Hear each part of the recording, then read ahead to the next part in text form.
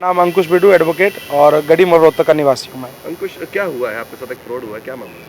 मेरे पास सर 2 दिन पहले, आज 4 जुलाई है, तो लगभग 1 जुलाई या 2 जुलाई के करीब मेरे पास एक टेक्स्ट मैसेज आता है टीवीएस क्रेडिट के नाम से। और उसमें लिखा था कि अगर आप रिकवरी एजेंट की जॉब के इंटरेस्टेड हो तो आप इस पर लिंक करके अपनी डिटेल फिल कर दीजिए। मैंने वो लिंक खोला और उनका फॉर्म खुल गया। उस फॉर्म पे मैंने डिटेल सारी फिल कर दी। उसके बाद मेरे पास 2 दिन के बाद मतलब 3 जुलाई को मेरे पास SMS आता है कि आपकी जॉब कंफर्मेशन लेटर आ गया है, आप लिंक पे क्लिक करके उसे डाउनलोड कर लीजिए। मैंने वो कर लिया। उसमें उन्होंने 2 फॉर्म थे कि अंदर पर्सनल इन्फॉर्मेशन का और जॉब लेटर का। तो जी जॉब लेटर अपने पास रख लो और पर्सनल इन्फॉर्मेशन को आप फॉर्म फिल करके ID लगा के इस एड्रेस पर हमें कल पोस्ट कर देना स्पीड पोस्ट से। मैं कहा ठीक है। उस फॉर्म में के लास्ट में PVC ID मांग रखी थी। तो मैंने HR का नंबर था उस जॉब लेटर पे, राहुल नाम है उस HR का, उसका नंबर भी है उस पर। उसको फ़ोन किया, मगर सर ये PVC ID क्या होता है? उन्होंने कहा जी पर्सनल वेरिफिकेशन चार्ज है 120 रुपीज़ का, और वो आपको डेबिट कार्ड या क्रेडिट कार्ड से काटना पड़ेगा। हम आपको ऐप का लिंक दे रहे हैं, उस ऐप लिंक से आप उसकी पेमेंट काट लेना। मैंने कहा जी ठीक है। तो मैंने उससे उनका लिंक आ गया मेरे पास, मैंने उस ऐप को डाउनलोड कर लिया। डाउनलोड करने के बाद OTP गया और वो लॉगिन हो गया। लॉगिन के बाद उसमें एक मेक ए पेमेंट का ऑप्शन था PVC के लिए, मैंने उस पर क्लिक किया। तो मेरी डेबिट कार्ड डिटेल डालने के बाद OTP डालना, वो फेल हो रहा बार बार। तो मैंने 4-5 बार वो फेल हो गया। मैंने फ़ोन किया, मैं ऐसे बात है, बोले जी कोई टेक्निकल इशू आ गया होगा, हम देखते हैं। तो वो मुझे कहा कि आपने जी 5-6 बार कर दिया है और आप एक बार एक आप गूगल मीट से हमें ज्वाइन करो। मैंने गूगल मीट से उनको ज्वाइन किया और उन्होंने कहा जी अपनी स्क्रीन शेयर करो। मैंने स्क्रीन शेयर की। शेयर करने के बाद उन्होंने कहा जी अपने ट्रू कॉलर वगैरह सब डिलीट कर दीजिए, ये डाटा हैक कर लेगा, और आप अपनी ऑल जितनी भी नोटिफिकेशन आपकी आती है बैंकिंग की, व्हाट्सएप की, उन सबको म्यूट कर दीजिए। मैंने कर दिया। उसके बाद उन्होंने कहा जी हम आपकी डिटेल डाल रहे हैं। आप मैंने उसको कुछ नहीं दिया, ना कोई आधार नंबर, ना कोई कार्ड नंबर, कुछ नहीं दिया। उन्होंने अपने आप भी डाला, बोले जी एक OTP भेज दें।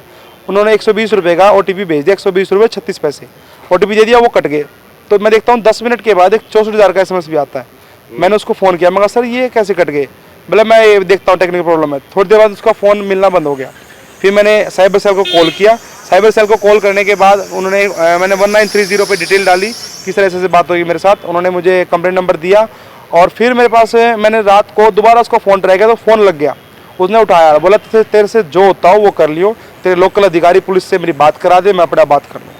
ये उस फ्रॉड वाले की लैंग्वेज थी जो मेरे पास ऑन रिकॉर्ड है। मेरे पास कॉल रिकॉर्डिंग है सारी। बोला हम नहीं पकड़े जाते, हम APN यूज़ करते हैं कि लोकेशन कहीं की दिखाएगा, होंगे कहीं और। तो बोला आपसे जो होता आप कर लेना। और मगा जी चलो कोई नहीं, मगा जी आपको भगवान देख रहा है, मैं तो क्या कहूँ।